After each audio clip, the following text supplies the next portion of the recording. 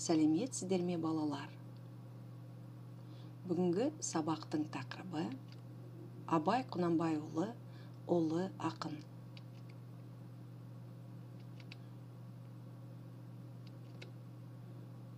Бүгінгі сабақта балалар біз Абай Құнанбайұлы туралы оқып білеміз, Абай атаның даналығын сипаттай айта аламыз. Бүгінгі сабақтың жаңа сөздері: құжат, документ, баспа, издательство, қолжазба, рукопись, мақтаныш, гордость, ұлы, великий, ақын, поэт, жазушы, писатель. Құжат, баспа, қолжазба, мақтаныш, ұлы, ақын, жазушы. Ұлы ақын, великий поэт. Ұлы жазушы, великий писатель. Жақсы балалар, жаңа сөздерді сөздік кітаптерге жазып алыңдар. Запишите слова в словарь. Ал енді бірінші тапсырма.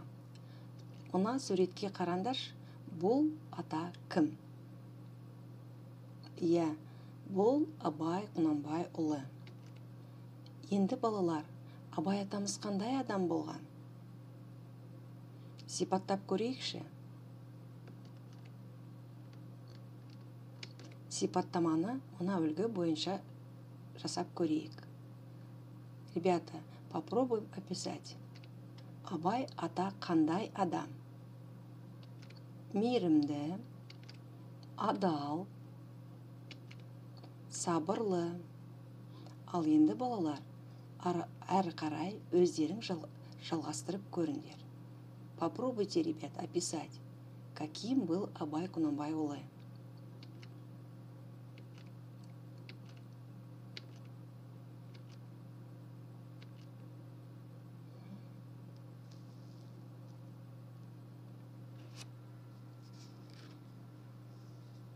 Ал енді тексеріп көрейік.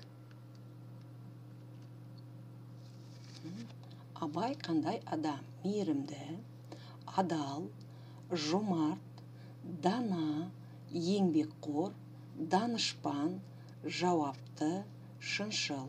Жақсы балар. 119 бет мәтінді тыңда, оқы. Абай Құнанбайұлы ұлы ақын. Ол қазақ халқының мақтанышы. Он гордость казахского народа. Абай атаның қолжазбалары бізге жеткен мол байлық және маңызды мәдени мұра. Рукописи Абая – это большое богатство и важное культурное наследие. Абай атамыз адамгершілік, достық, мейірімділік, білім, табиғат туралы жазды. Абай писал о дружбе, о человечности, о доброте, о знании, о природе. Біз бұл туралы музейде сақталған құжаттардан білеміз. Об этом мы знаем в документах, которые сохранились в музеях. Біз Абай атаның өлең, әндерін ата-әжелерімізден көп естиміз. Мы часто слышим стихи и песни Абая от бабушек и дедушек. Олар бала кезден Абай атаның өлең әндерін жаттап өскен.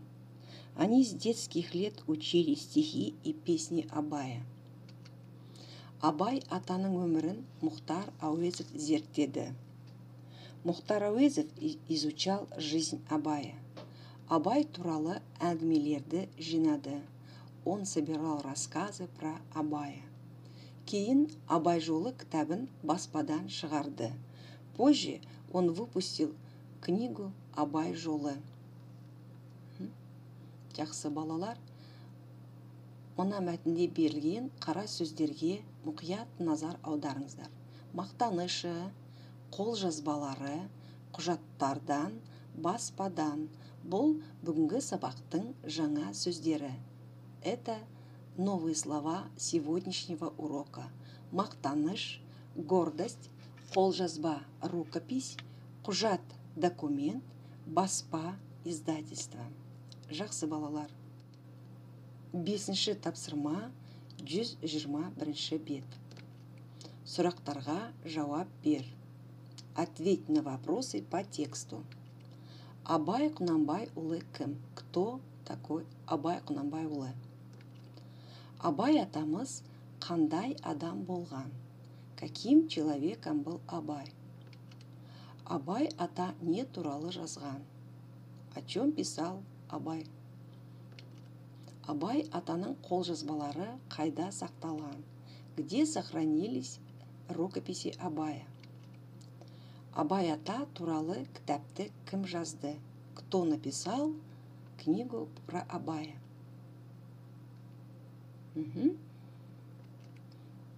Ребята, это задание вы отвечаете устно и отправляйте мне голосовым сообщением.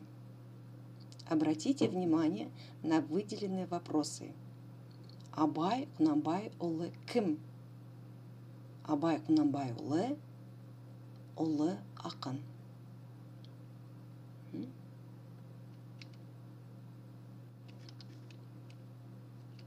Төртінші тапсырма, 120-ші бет.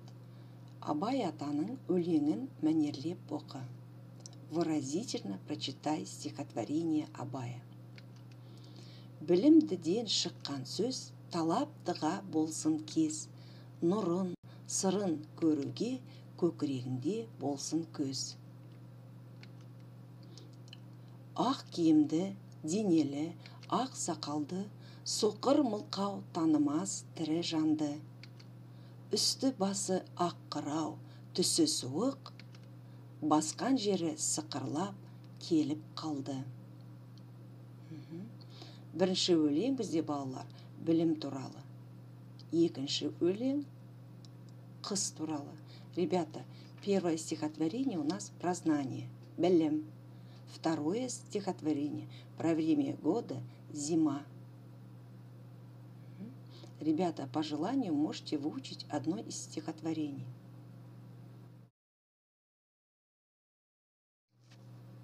Дәптерлеріңізді ашыңыздар, бүгінгі күнді жазыңыздар.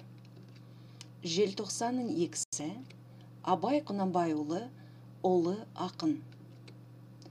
Берілген сөйлемдерге сұраулы сөйлем құрастырып жаз. Ребята, к данным предложениям поставь вопрос и напиши. Біз бұл туралы музейде сақталған құжаттардан білеміз. Біз Абай атаның өлең әндерін ата әжелерімізден көп естиміз. Үлгі. Абай ұлы ақын. Абай қандай ақын? Ол қазақ халқының мақтанышы. Ол кімнің мақтанышы? Ребята, вам нужно к данным предложениям поставить вопрос и написать в тетради только вопросительные предложения. Посмотрите внимательно на образец. Абай ұлы ақын. Абай великий поэт. Абай қандай ақын?